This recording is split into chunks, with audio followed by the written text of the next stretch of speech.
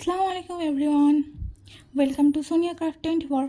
চলো আজ magic water বুকে রিভিউ করা যাক। এটা আমি ফ্লিপকার্ট থেকে পারচেস করেছি। দেখো এখানে আমাকে একটা ম্যাজিক বুক এবং একটা পেন দিয়ে দিয়েছে। সো প্রথমেই আমি পেনের মুখটাকে খুলে তার মধ্যে ওয়াটার দিয়ে দিলাম। এবার মুখটাকে বন্ধ করলাম। তারপর চলো এবার কালার করা যাক।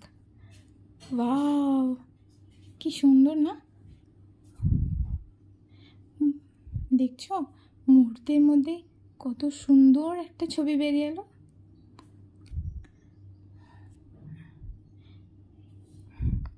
যদি তোমাদের পেন দিয়ে করতে অনেক টাইম মনে হয় তাহলে তোমরা হাত দিয়েও করতে পারো। এই দেখো আমার মতো ডাইরেক্ট এটার মধ্যে ওয়াটার দিয়ে দিতে হবে, তাহলেই সুন্দর সুন্দর ছবি বেরিয়ে আসবে।